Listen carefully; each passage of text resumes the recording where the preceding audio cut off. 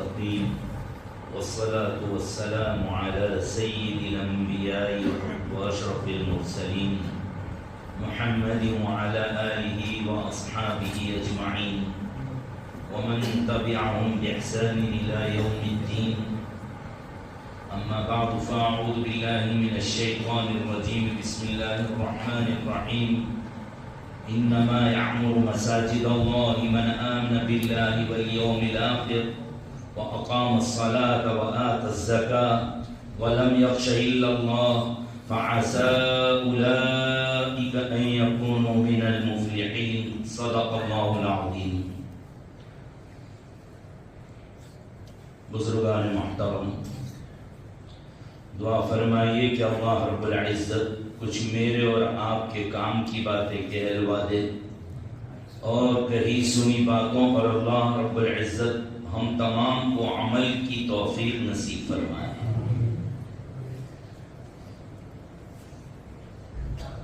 مبارکباد ہے آپ کے لیے کہ آپ کے علاقے میں ایک نئی مسجد تعمیر ہوئی جس میں آج پہلا جمعہ. جن حضرات نے جس اعتبار سے بھی اس کے بننے بنانے میں مدد کی، حتیٰ کہ دعائیں کی، صرف اللہ رب العزت تمام کو اپنی شان سے بہترین بدلہ عطا فرمائے. تمام تر شرور، فتن، آفات، بلیات سے اللہ سب کی حفاظت فرمائے. اللہ آپ کی نسلوں میں علماء، حفاظ اور قراء اور مسجدوں کے آباد کرنے والے بنائے. بہت خوشی کا مقام ہے. میں سمجھتا ہوں کہ زمین پر اس سے زیادہ مبارک کام اور خوشی کسی اور کام سے نہیں ہو سکتی. مسلمان کہیں جاتا ہے، کسی دنیا میں چلا جائے، یہ اتہاس ہے، ہماری تاریخ ہے، ہماری ہسٹری ہے کہ وہ تین چیزوں کی فکر کرتا ہے. تین مین ہے: مساجد، مکاتب، مدارس اور مقابر یعنی قبرستان. مسجد، مدرسہ اور قبرستان، یہ تین چیزیں مسلمان کے لیے ایسی ہے جیسے کچھ بیمار اور روگی ہوتے ہیں نا، ان کو اپنی دوا ساتھ لے کر چلتے ہیں کہ کھانے سے پہلے یا کھانے کے بعد تیاری رکھنی پڑتی ہے. ایسے ہی مسلمان کسی علاقے میں جائے گا، سب سے پہلے وہ سوچے گا مجھے نماز پڑھنی ہے، اس کے بغیر مجھے چین نہیں آئے گا. ابتدا کرتے ہیں وہ گھروں سے. اللہ کے کتنے لال ہوتے ہیں، کتنے پیارے وہ بندے تھے جو اپنا گھر دے دیتے ہیں کہ چلو آ جاؤ یہاں نماز پڑھیے. پھر عبادت خانہ، کئی سال وہ عبادت خانے میں نکالتے ہیں اور تڑپتے ہیں کہ شرعی مسجد کب مل جائے.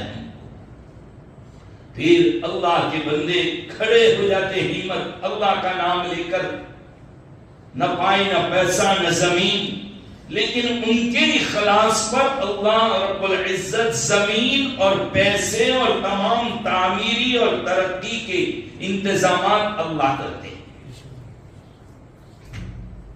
بہت خوشی کی بات ہوتی ہے. یہ ہماری تاریخ ہے.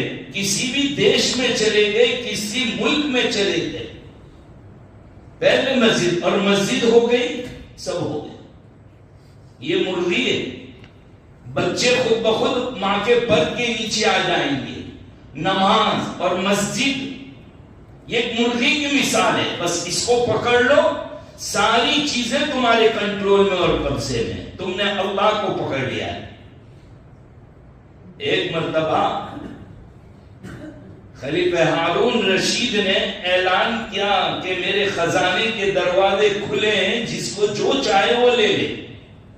عام اجازت ہے، لے لو جو چاہے لے لو. سب لے لے کر جانے لگے. سب نے خوب لیا، جم کے لیا. ایک باندھی تھی، وہ وہیں کھڑی ہوئی تھی، اس نے کچھ بھی نہیں لیا. بادشاہ کہا کہ بھائی تو بے وقوف ہے، یہ سب عقل مند لوگ ہیں، لے جا رہے، لوٹ لوٹ کے لے جا رہے، اور میری طرف سے کوئی پابندی نہیں، اور تو نہیں لیتی. کہ یہ سب بیوقوف لوگ ہیں، عقل مند تو میں ہوں. کہا انہوں نے جو لیا ہے وہ سب تھوڑے دن میں ختم ہو جائے گا، لمیٹڈ ایک حد میں لیا ہے، اور میں نے تو سب کچھ لے لیا. کہا تو نے کیا لیا ہے؟ کچھ بھی نہیں تیرے ہاتھ میں. اس نے بادشاہ کے سر پہ ہاتھ رکھ دیا، کہا میں نے بادشاہ کو لے لیا، میں نے بادشاہ کو لے لیا، تو جب جی چاہے گا خزانہ کھلوا لوں گی اور لے لوں گی. ایسے ہی یہ مسجد میں آنے والے، جمنے والے، بنانے والے، یہ وہ لوگ ہیں جس نے بادشاہ کے ساتھ ملاقات کر لی، اور بادشاہوں کا بادشاہ ہے وہ اللہ رب العزت احکم الحاکمین ہے. اس سے دوستانہ کر لیا، اس سے تعلق بڑھا لیا. مسلمان جہاں کہیں جائے سب سے پہلی فکر مسجد، دوسری فکر مدرسہ. جیسے لوگ اس خلا میں جاتے ہیں، یہ فضا سے الگ اوپر کی فضا میں جب جاتے ہیں تو آکسیجن لگاتے ہیں، اور پھر اوپر خلا میں جایا جاتا ہے، ایسے کوئی نہیں جاتا. مسلمان کو آکسیجن جو ہے دوسرے پہلے نمبر مسجد، دوسرے نمبر کا آکسیجن ہمارا مدرسہ. قرآن کریم، جو قرآن کریم سے وابستہ ہو جاتا ہے، اپنے آپ کو چپکا لیتا ہے، قرآن کریم کا دامن پکڑ لیتا ہے، قرآن کی تعلیم کی فکر کر لیتا ہے، اللہ دنیا کے تھپڑوں سے بچائیں گے، حالات سے بچائیں گے. دنیا کے حالات جو ہیں وہ قرآن کریم والے ہونے کی وجہ سے نہیں ہے، قرآن کریم کو چھوڑنے کی وجہ سے.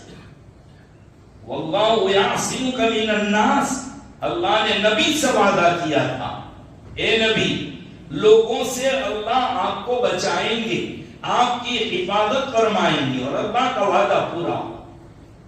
ہمارے استاد معاذ الفقار احمد صاحب رحمۃ اللہ علیہ فلاح دارین کر کے سرمل فرماتے تھے کہ پرانے زمانے میں دیکھا ہوگا کہ وہ آٹا پیستے تھے چکی کے اندر، تو یہ چکی تو نہیں ہوتی تھی، وہ پتھروں کے پاٹ ہوتے تھے، چادر بچھا دی جاتی، دادی نانی بیٹھ جاتی، اوپر سے ڈال دی جاتی اور دانے پیس پیس کر آٹا نکالتی تھی.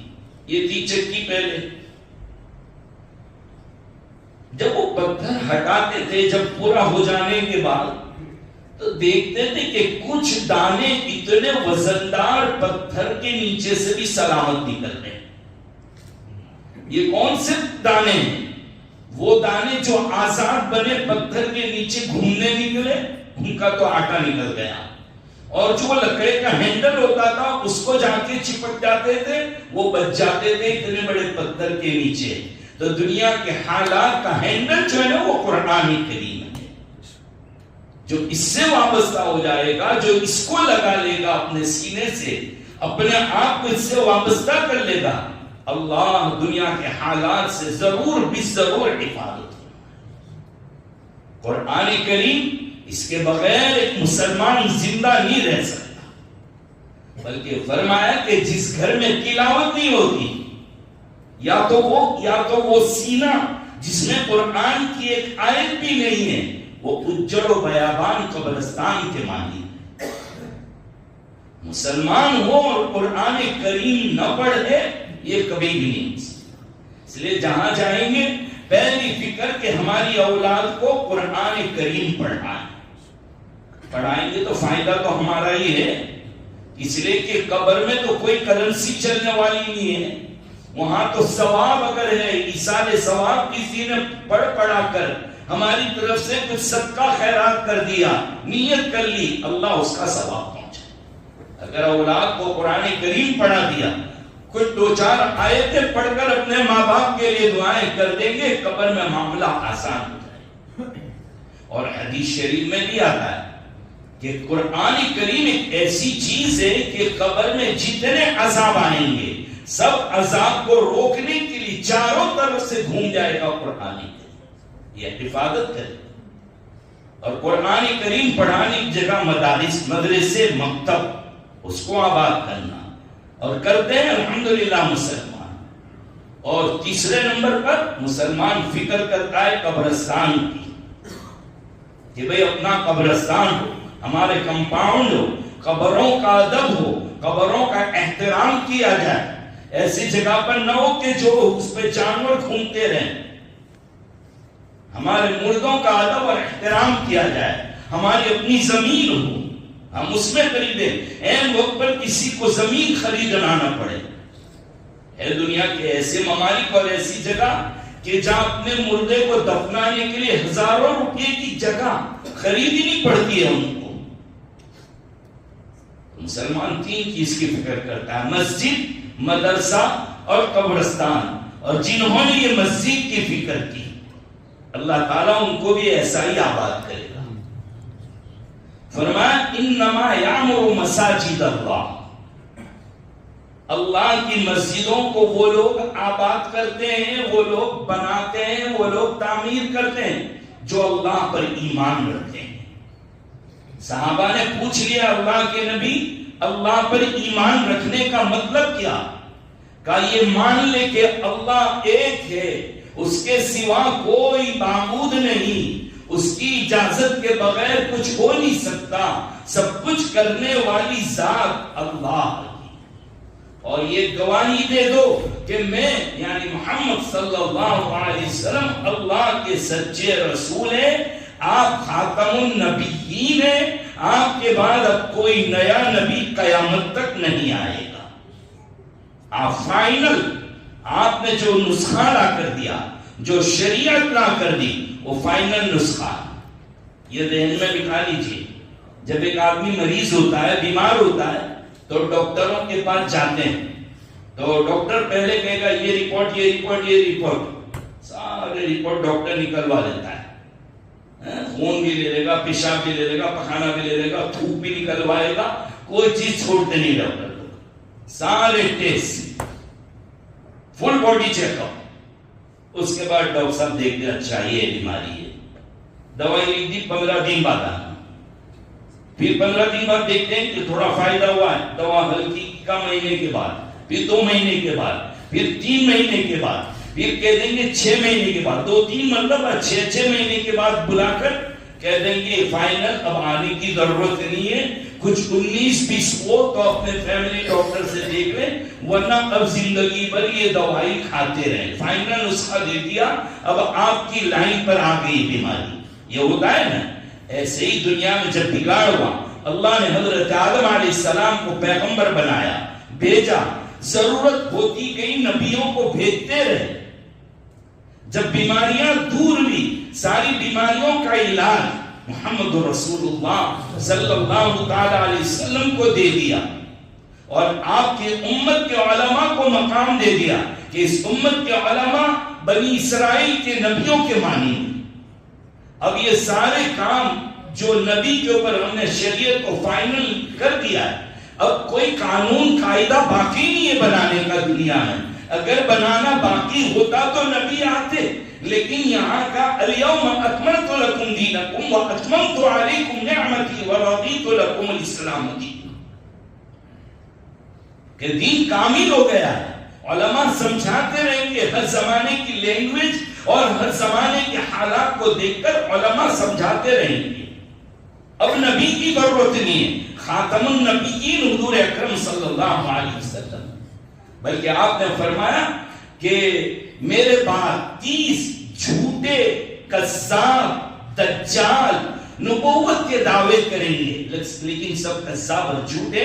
انا خاتم النبیین, آپ نے فرمایا میں خاتم النبیین ہوں, میرے بعد کوئی اب نیا نبی نہیں آئے گا. دنیا میں ساری چیزوں میں بناوٹ آ گئی ہے, چاول بھی بناوٹی, شکر بھی, انڈے بھی, کھانے پینے کی چیزیں بھی ہو گئی, آفیسر بھی نقلی مل جاتے ہیں, پولیس کی وردی بھی پہن لیتے ہیں, سرکاری آفیسر بھی کھول کھال کے بیٹھ جاتے ہیں. ساری چیزیں یہاں بھی نبوت میں بھی لوگ بناوٹی بن کر آتے ہیں. کم وقتوں کے دماغ خراب ہو جاتے ہیں, پیٹ خراب ہوتا ہے تو دماغ خراب ہوتا ہے. کوئی مہدی ہونے کا دعویٰ کرتا ہے, مہندی لگائیں گی اور مہدی ہونے کا دعویٰ کرتا ہے. کم وقت کوئی گوہر والے چلے اور جوہر والے چلے, اتنے چلے سب پنچر والے لوگ ہیں، سب بیتوکے لوگ ہیں. ہم اتنا ضرور رکھ لیں، میں ایمان کو سمجھا رہا ہوں کہ ہمارا اللہ ہے، وہ اکیلا ہے، کسی کی اس کو ضرورت نہیں ہے، کسی لائن میں اس کو مدد کی ضرورت نہیں، وہ اکیلے تنے تنہا سب کی سنتے ہیں. ایک ہی ٹائم میں سب جتنے بھی پکاریں گے، اللہ کے لیے کوئی رکاوٹ نہیں.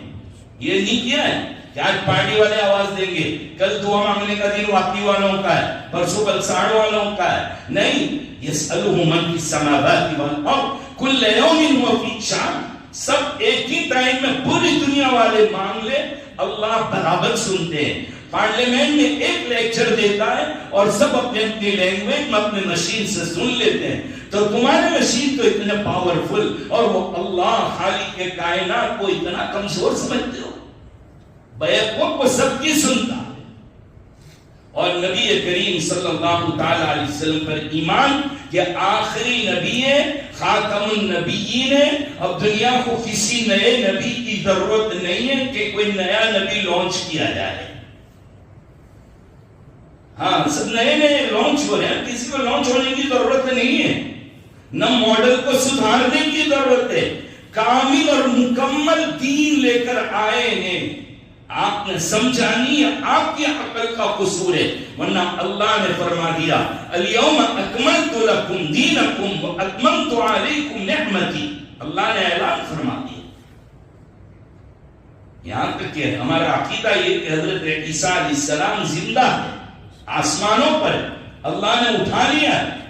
جب دجال دنیا میں آئے گا اس وقت حضرت عیسیٰ علیہ السلام تشریف لائیں گے، ایک پیغمبر.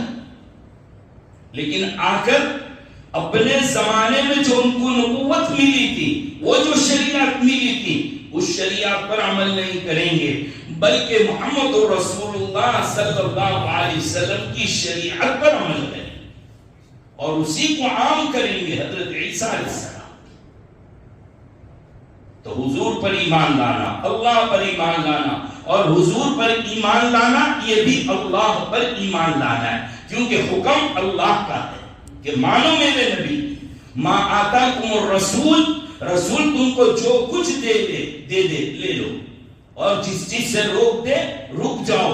یوں مت کہو کہ میرے باپ دادا سے چلا آ رہا ہے. کچھ لوگوں نے حضور کو جواب دیا تھا کہ ہمارے باپ داداؤں کو تو یہ کرتے دیکھا. قرآن نے بہت اچھا جواب دیا، ذرا مرچ لگ جاتی ہے لوگوں کو. کہا لا یعقلون شیئا ولا یہتدون. اگرچہ تمہارے باپ داداؤں کے پاس عقل بھی نہ ہو اور ہدایت بھی نہ ہو، پھر بھی ان کی مانو گے. قرآن کی مانو، رسول اللہ کی مانو، اللہ کی مانو، تب جا کر تم کامیاب ہو جائیں. تو انما یعمر مساجد اللہ، اللہ کی مسجد کو وہی تعمیر کرتے ہیں.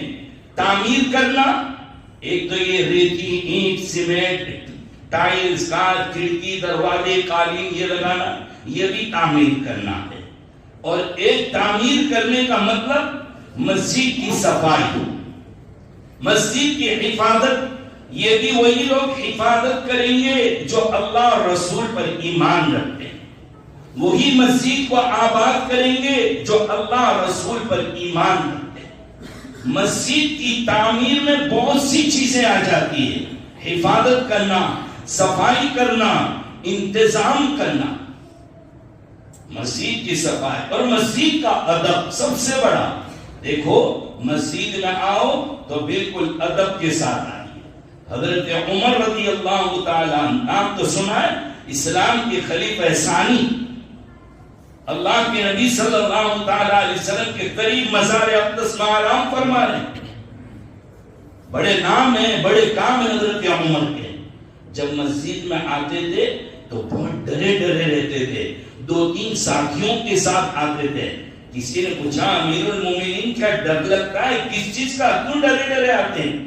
کہا کہ میری بے تکی حرکتوں سے، کہیں میری بے ادبی کی وجہ سے اللہ کوئی عذاب نہ بھیج دے. میں 2-3 کو لے کر آتا ہوں کہ ان کی برکت سے اللہ عذاب کو روک دے. اتنا ڈرنے کا مقام ہے. اسی لیے تو کہا گیا کہ جب مسجد میں آؤ، دیکھا کہ امام صاحب رکوع کے اندر ہے، اٹھ جائیں گے، ہم لوگ دوڑتے ہیں رکعت چلی جائے گی. نہیں، رکعت چلی جائے، چلی جانے دو. سن لو کان کھول کر، چلی جاتی ہے رکعت چلی جانے دو، دوڑنے کی اجازت نہیں ہے مسجد۔ سلام پھرا دیں گے امام صاحب، پھرا دینے دو، آپ چل کر آئیے، مسجد میں دھپ دھپ دھپ کی آواز نہیں آنی چاہیے۔ ان لوگوں کے لیے بڑا سبق ہے جو تراویح کی نمازوں میں پیچھے بیٹھے رہتے ہیں۔ میں بارہا سب جگہ یہ کہہ رہا ہوں کہ تراویح میں پیچھے بیٹھے رہنا، رکوع میں انتظار کرنا، یہ مسلمان کا کام نہیں ہے، یہ منافق کا کام ہے، یہ دوغلا پن کا کام ہے کہ اللہ کی محبت کا دعویٰ کرتے ہو، مسجد میں آتے بھی ہو اور قرآن سننا نہیں ہے، بیٹھ جاتے ہو پیچھے۔ کیوں؟ اللہ کا دیکھو دو چیزیں، قرآن کا پڑھنا اور قرآن کا سننا۔ جب یہ نظر غلط جگہ پر استعمال ہوگی، چاہے وہ اسٹریٹ اور روڈ میں ہو، محلے میں ہو، نظر خراب کرو گے، یا اسکرین پر موبائل وغیرہ کی غلط چیزیں دیکھو گے جس سے اللہ نے روکا ہے، وہ چیزیں دیکھو گے، اللہ قرآن پڑھنے کا شوق کھینچ لیتے۔ اللہ قرآن سننے بھی نہیں دیتے، پیچھے بٹھا رکھیں گے، باتیں کریں گے۔ اس لیے فرمایا اس مسجد کو اب اپنی باتوں سے بھی پاک رکھو، دنیا کے کوئی کام نہ ہونے پائے۔ جتنا ادب کرو گے اتنی برکتیں آپ محلے میں محسوس کرو گے۔ اور معافی چاہوں گا بہت ادب کے ساتھ، بہت ادب کے ساتھ درخواست کروں گا میرے بھائیوں میں بہت ہاتھ چھوڑ کر معافی مانگتے ہوئے کہتا ہوں، ان مسجدوں میں بغیر ٹوپی کے مت آیا، مسجد میں ٹوپی رکھو مت، ہاں لے کر آؤ۔ اتنی بھاری جینس، اتنے بہترین شرٹ، ٹی شرٹ، شوز، کتنے روپے کے، ایک 50-100 روپے والی ٹوپی نہیں اوڑھتے، کم از کم جیب میں تو رکھو۔ نمازی ہیں ہم لوگ، مسجد میں آنے والے لوگ ہیں، اتنا تو ضرور کیجئے۔ ناراض نہ ہو، میں آپ سے بات کی گئی یونیفارم ہے، آپ کے بچے کو یونیفارم نہ ہو، اسکول والے بٹھائیں گے؟ کتنے چوکنا ہے آپ، یہ ہمارا یونیفارم ہے۔ کچھ لوگ کہتے ہیں مولانا اس کے بغیر نماز ہو جاتی ہے کہ نہیں؟ جی بشرٹ کے بغیر بھی ہو جائے گی جی، ارے بنیان نہیں پہنا پھر بھی آ جاؤ، ہو جائے گی۔ ناف سے لے کر کہ گھٹنوں تک کا چھپا گیا، آ جاؤ نماز ہو جائے گی۔ لیکن ذرا مجھے بتلاؤ کہ گھر میں کھانے بیٹھے ہو، نمک مرچ کم ہو تو برداشت کرو گے؟ ایک دن 2 دن تیسرے دن تو بیوی کا راستہ صاف کر دو گے کہ نہیں کہ پکاتے نہیں آتا، مرچی نہیں ڈالی، مسالہ نہیں ڈالا؟ ٹیسٹی چاہیے نا کھانے کو، ورنہ ابلے ہوئے چاول، ابلی ہوئی دال کھانے کے لیے کافی تھی۔ نمک، میٹ، سلاد، اچار، مربع، چٹنی، یہ چاروں طرف ہوتی ہے، تب جا کر پاپڑ، آپڑ، کچمبر، یہ 6 چیزیں ہوتی ہیں، تب جا کر کھانا اترتا ہے۔ تو یہ نماز کا جو کپڑے ہیں ادب کے ساتھ، یہ بھی سارا نمک مرچ مسالہ ہے۔ ٹوپی مت کیا کرو دلیل بازیاں، میرے نبی نے ہمیشہ ٹوپی استعمال کی ہے۔ مسلمان بھی لگنا، آج دنیا والے اپنے آپ کو مسلمان ظاہر کرتے ہیں، ہم کیوں اپنے آپ کو چھپائیں؟ وَلَمْ يَخْشَ إِلَّا اللَّهُ، مسجد آباد کرنے والوں کی ایک نشانی یہ بھی بتلائی کہ وہ اللہ کے سوا کسی سے نہیں ڈرتے۔ اور نماز کے بارے میں سب چیزوں میں کوالٹی چاہیے، نماز کے بارے میں کوالٹی نہیں چاہیے، اچھی اعلیٰ قسم کی، انشاءاللہ اس پر ادب کرو گے۔ آخری بات سن لو، مسجد میں ٹوپی رکھیں یا نہ رکھیں؟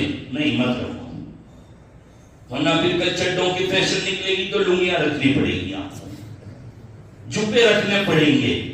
ہمارے نانا لوگ ان کے رحیم صاحب آج پوری نوبل اللہ عمر قدوں نے فتح و رحیمیہ میں لکھا ہے کہ مسجد میں ٹوپی رکھنا ثواب کا کام نہیں ہے، بلکہ جو نہیں اوڑھتے آپ ان کو مدد کر رہے ہو کہ کچھ نہیں چھوڑ دے، بغاوت کر، میں نے تیرے لیے انتظام کیا۔ اور مسجد کی ٹوپی دھلتی کب ہے؟ کب دھلتی ہے؟ جس دن سے رکھی اس دن کے بعد سے کوئی نہیں دھلتی ہے۔ ذرا سن کے جانا جس مسجد میں رکھی ہو، کیسی شاندار عود اور عنبر کی خوشبو آئے گی اندر سے، ہاں کتنی بڑی بات۔ وہ ٹوپی جو ہوتی ہے نا مسجد کی، کسی کی میت میں نہیں جاؤ گے آپ اوڑھ کر، کیوں اللہ کے گھر میں آتے ہو، اپنی ٹوپی اوڑھنے کی عادت ڈالو، لاؤ گے انشاءاللہ۔ اللہ مجھے بھی اور آپ کو اس پر عمل کی توفیق نصیب فرمائے۔ وآخر دعوانا الحمدللہ۔